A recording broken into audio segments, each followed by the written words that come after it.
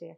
రమ్మగారు, సంకటహర చతుర్థి దీని యొక్క విశిష్టత, ఆ రోజు అసలు మనము ఆచరించాల్సిన విధి విధానాలు, ప్రత్యేకమైన పూజలు అందరూ చేసుకోవచ్చా? ఏంటి రమ్మగారు అసలు? ప్రతిసారి మాట్లాడదాం జయ మనం. ఆ, ప్రతి సంవత్సరం వినాయక చవితి అప్పుడు ఇది చెప్తూ ఉంటాం. సంకటహర చతుర్థి అంటే నెలకి 2 చవితులు వస్తాయి. మనం ఎట్లా వెళ్తాం, మన కాలం ఎలా నడుస్తుంది, మంది డేట్ల ప్రకారం పోతుంది. అవును. 1, 2, 3, 4 నుంచి 30 దాకా లేదా 31 దాకా, కొండకుతో 27, 28 దాకానే. అంతే అంతే. అయితే మన హిందూ దీని ప్రకారం, భారతీయ పాత విధానం ప్రకారం చాంద్రమానం నడుస్తుంది. ఉమ్, ఈ చాంద్రమానం అంటే చంద్రుడి యొక్క కదలికలతో మన డే మారుతుందన్నమాట. ఓకే. తిథులు అంటాం వాటిని మనం. 28 ఇవి ఎట్లా పోతాయి? 28 కాదు, పోనీ 29, 30 చేసుకుందాం దాన్ని. ఉమ్, పాడ్యమి నుంచి మొదలు పెట్టుకుని ఉమ్, పౌర్ణమి దాకా 15. ఓకే. అక్కడి నుంచి 16వ రోజు నుంచి మళ్ళీ పాడ్యమి నుంచి మొదలు పెట్టుకుని అమావాస్య దాకా. ఓకే. ఇట్లా మన తిథులు నడుస్తూ ఉంటాయి. ఆ. ఇందులో ప్రతి నెల 2 పాడ్యములు రావాలి, 2 విధియలు, 2 తదియలు, 2 చవితులు, 2 పంచములు, 2 షష్ఠులు, 2 సప్తములు, అన్ని 2, 2, 2 రావాలి. అవును అవును. 2 రానివి ఏమిటి? ఒకటి పౌర్ణమి, రెండోది అమావాస్య. అమావాస్య. అవి మాత్రం సింగిల్ డేట్స్. ఆ. చతుర్దశులు, త్రయోదశులు, దశములు, ఏకాదశులు అన్నీ 2 రావాల్సింది. ఏకాదశి నియమం మనకి సాధారణంగా ఉంటుంది. ఎట్లా? శుక్ల ఏకాదశి, బహుళ ఏకాదశి. ఏకాదశి నాడు ఉపవాసం ఉండటం, ద్వాదశి నాడు ద్వాదశ పారణ చేయటం మన తాలూకు హిందూ సంప్రదాయం. అవును అవును. అలాగే హిందూ సంప్రదాయం ప్రకారం నెలలో వచ్చే 2 చవితులని మనం వినాయక ఆరాధన చేయవచ్చు. ఓకే. ఈ చవితి ఆరాధన మనం ప్రత్యేకంగా ఎప్పుడు చేస్తాము? వినాయక చవితి చేసుకుంటాం. ఒక శుక్ల చవితి సంవత్సరంలో ఒక్కసారి వినాయక శుద్ధ చవితి నాడు, అది మన భాద్రపద శుద్ధ చవితి నాడు వినాయక వ్రతకల్పం చేసుకుంటాం. వినాయకుడి పుట్టినరోజని, ఆ రోజునే ఆయనకి గణాధిపత్యం లభించిందని, వాళ్ళు ఆయన్ని పూజిస్తే అన్ని విఘ్నాలు తొలగిపోతాయని గణాధ్యక్షుడని ఆయన్ని కొలుచుకుంటాం. అలాగే ప్రతి నెల వచ్చేటువంటి కృష్ణ చవితి నాడు, బహుళ చవితి నాడు వినాయక ఆరాధన చేస్తే సమస్త విఘ్నాలు తొలగిపోతాయి అనేది ఒక ప్రత్యేకమైన నియమంగా చెప్తారు. ఓకే. ఈ నియమాన్ని మనకంటే ఎక్కువగా తమిళులు పాటించేవారు. వాళ్ళు ఎక్కువ పాటిస్తారు. మనకి జాతకంలో కేతు ప్రభావం ఎక్కువగా ఉన్నా, ఏ పనైనా మొదలుపెట్టి ఎప్పటికీ అవ్వకపోతున్నా, పిల్లలు చదువుల్లో వెనకపడుతున్నారనిపించిన, దీనికి మన ఇంట్లో ఉండాలి వ్రతము నియమము ఏం లేదు. పెద్దవాళ్ళు చెప్పిందే చెయ్యాలి, మన ఇంట్లో లేకపోతే చేయకూడదు అలాంటిది ఉండదు. సార్వజనీయమైన వ్యవహారం, ఎవరైనా చేసుకోవచ్చు. మనమే ప్రాబ్లమ్స్లో ఇరుక్కుంటున్నాం. ఏ పనైనా మొదలు పెడితే అవటం లేదు, అన్ని అడ్డంకులే దానికి. ఓకే. వ్యాపారాలకి, చదువులకి, ఇంట్లో ఏదైనా వస్తువులు తరచుగా పాడైపోవటం, ఇది కూడా జ్ఞాపకం పెట్టుకోండి. మిక్సీ రిపేర్ చేయిస్తావు, వెట్ గ్రైండర్ పడుకుంటుంది. దానికి ఏదో చేయిస్తావు, వాషింగ్ మెషిన్ ప్రాబ్లం వస్తుంది, అది అయిపోయింది, సూయింగ్ మెషిన్ పడుకుంటుంది. ఇట్లా రిపేర్లు చేస్తూ ఉన్న వాళ్ళు ఉంటారు చూడు. నేను కూడా ఉన్నా ఆ లిస్ట్ లో. అవునండి. నేను ఒకటి రిపేర్ చేస్తే ఇంకోటి వస్తుంది. ఒకటి మొదలు పెడితే పాపం లిస్ట్ వస్తుంది, వస్తూనే ఉంటుంది. మా వాళ్ళ ఇంట్లో ఎక్కిరిస్తున్నారు, ఒకటి రిపేర్ చేయకుండా ఉంచుకుంటే అది ఒకటే ఉంటుంది నీకని. అట్లా ఒకటి వస్తుంది. ఏమీ లేవనుకో, మెళ్ళ పెట్టుకుంటే నల్ల పూసలు కొలిసేనే టిక్కని విరుగుతుంది, ఆ కొస విరిగిపోతుంది. నిజంగా నిజం రమ్మ గారు. చెవిదుద్దులు సీలలు విరిగిపోతాయి. కొంతమంది జాతకాలు ఉంటాయి చూడండి,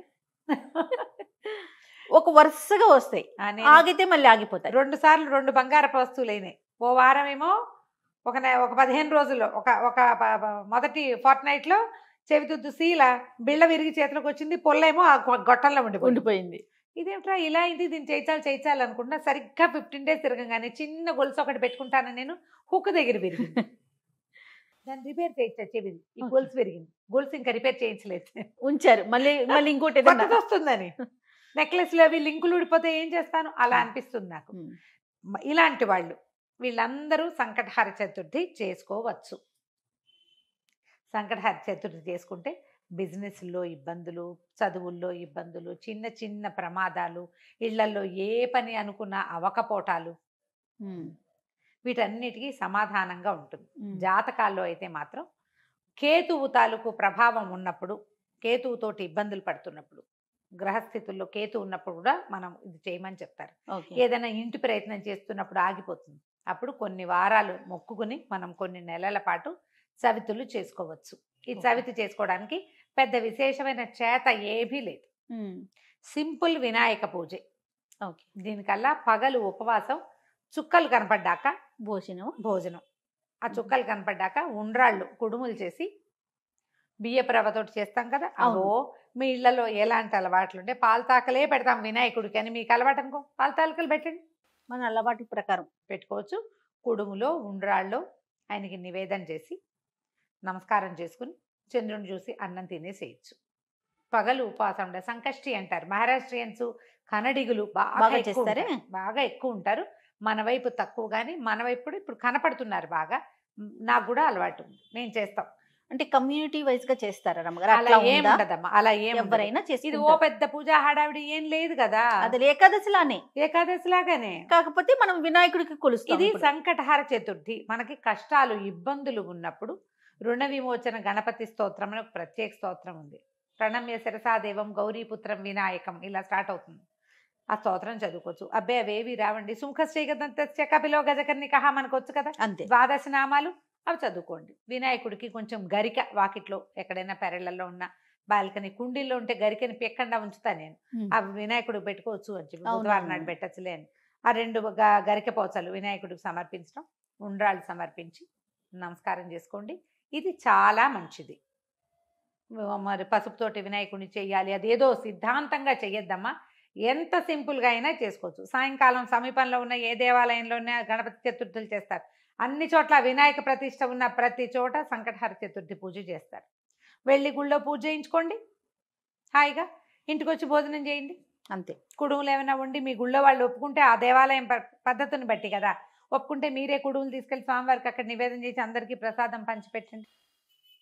వినాయకుడికి వచ్చిన బెల్లం ముక్క నివేదన పెట్టడం ఒక అలవాటుగా చేసుకోండి. మనకి ఇలాంటి సమస్యలు ఉంటే కనుక తప్పకుండా కొంచెం బెల్లం నివేదన పెట్టడం, వినాయకుడి కోసం ఒక దీపారాధన చేయటం, దీపం పెట్టుకోవటం, దీపం పెట్టగానే వినాయకుడికి సంబంధించిన శ్లోకం చదువుకోవటం, ఓ బెల్లం ముక్క ఖచ్చితంగా నువ్వు పళ్ళు పెట్టు పాలు పెట్టు అవి ఏమైనా పెట్టుకో, వినాయకుడికి బెల్లం ముక్క పెట్టాలి. ఇలా నివేదన పెడితే మనకి చాలా సమస్యలు తీరుతాయి. ఇప్పుడు నవంబర్ 1 వచ్చినట్టుంది, అవునండి, అంతేనా? అవును. ఆ ప్రతి నెల చూసుకోండి, క్యాలెండర్లో ఉంటుంది. మీరు ఈజీ మెథడ్ ఏంటి, క్యాలెండర్లో నోట్ చేసి పెట్టుకోండి. ఇందులో మళ్ళీ ఒక స్పెషల్ ఉంది. మంగళవారాలు గనక ఈ చతుర్థి వస్తే చాలా విశేషం. అంగారక చతుర్థి అంటారు దాన్ని. ఉహుం. అది చాలా విశేషమైంది. అది ఎక్కువ సమస్యలు తీరుస్తుంది, ఇంకా ప్రాబ్లమ్స్ తీరుస్తుంది. దీనివల్ల బ్రహ్మాండం బద్దలైపోయి వారికి ఏదో వస్తుందని కాదు, కొన్ని జాతకపరమైన సమస్యలు తీరుతాయి. ఏ పనులు కానప్పుడు మనకు ఒక శాంతిగా ఉంటుంది. మనం అమ్మగారు, ఈ పని చికాకు చేస్తే తగ్గినా చాలు కదా చాలు. అమ్మగారు. చికాకు ఏదో తగ్గినా వచ్చి మీద పడక్కర్లేదు. జస్ట్ మనకు ఉన్న ఆ చికాకు, ఆ బాధ, మనసు శాంతిగా ఉంటే అదే చాలు. అదే చాలు, అంతకంటే ఇంకేం ఆటోమేటిక్ గా అక్కర్లేదు. సమస్యలు పరిష్కారం అవుతాయి. అవును, అలా చేసుకోవచ్చు. మంగళవారం చతుర్థి వచ్చిందనుకో ఇంకా కంఫర్టబుల్గా ఉంటుంది. ఒక 40 చేయొచ్చు, ఇవి ఉమ్, ఉమ్. 40 చేయొచ్చు, 21 చేయొచ్చు, 5 నేను 7 లెక్క పెట్టుకుని కూడా చేస్తా జయ. ప్రతి నెల సంకటహర చతుర్థి నాడు పొద్దున్నే మా అక్కయ్య నేను ఒకళ్ళొకళ్ళు గుర్తు చేసుకుంటాం ఇవాళ చతుర్థి అని ఓకే. జ్ఞాపకం చేసుకుని. మా ఇద్దరికి అలవాటు ఉంది. నాకు కొంచెం వినాయక ఇవి కూడా ఎక్కువ కదా, ఎక్కువ ఉమ్. శ్లోకాలు చదువుకుంటాను నేను. చిన్నప్పుడు చదువుకున్న తొండమున ఏకదంతమును కూడా చదువుతారు రోజు నేను. ఓ, నాకు అది అలవాటు. అలవాటు. ఉమ్. ఎవరి అలవాట్లు వాళ్ళవి కదా, మీరు అలవాటు చేసుకోండి. ఏదైనా ఇలాంటి సమస్యలు ఉన్నప్పుడు ఇట్లా చేసుకోవచ్చు. ఇది కొన్నాళ్ళు చేసి మానేయచ్చా లాంటి ప్రశ్నలు వస్తాయి ఎంతసేపు. ఉమ్, ఉమ్. కొన్ని వారాలు నియమంగా పెట్టుకోండి, కొన్ని నెలలు, ప్రతి నెల సంకటహర చతుర్థి చేయాలి. 2 సార్లు సంవత్సరం 2 సార్లు వస్తుంది కదా, మీరు మా కృష్ణ చతుర్థి మామూలు చతుర్థి కూడా చేసుకోవచ్చు. లేదా నేను సంకష్టే చేస్తాను అంటే కనుక ఒకటే. సంకష్టులు మాత్రమే చేసుకోవచ్చు, సంకటహర చతుర్థి మాత్రమే చేసుకోవచ్చు. ప్రతి నెల చేస్తే ఇప్పుడు సంవత్సరం చేద్దామని మొక్కున్నాం అనుకోండి, 12 అవుతాయి. ఒకవేళ మధ్యలో ఒక నెల పీరియడ్ వచ్చింది, ఆడవాళ్ళకి కుదరలేదు. సమస్యలు వస్తాయి, ఇంకోసారి మళ్ళీ మొదలు పెట్టక్కర్లేదమ్మా, కంటిన్యూ చేసుకోవచ్చు. దీనికి మీరు ఈజీ మెథడ్ ఏంటంటే, ఇప్పుడు స్మార్ట్ ఫోన్లు వచ్చినాయి కాబట్టి స్మార్ట్ ఫోన్లో చూసుకుని పెట్టుకోండి డేట్లు. నేనైతే క్యాలెండర్లో రౌండ్ ఆఫ్ చేసి పెట్టుకుంటా ఇవాళ చతుర్థి అని. వాళ్ళు కూడా ఎర్ర వినాయకుడు బొమ్మ వేస్తుంటారు, అక్కడ వినాయకుడి బొమ్మ కనపడుతుంది, టీటీడీ వాళ్ళ దాంట్లో కనిపిస్తూ ఉంటుంది.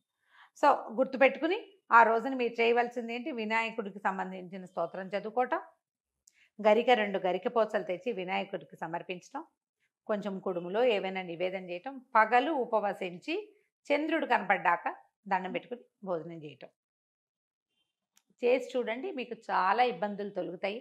పెద్ద విశేషంగా ఏదో మాత్రం కాదు, మంచిది.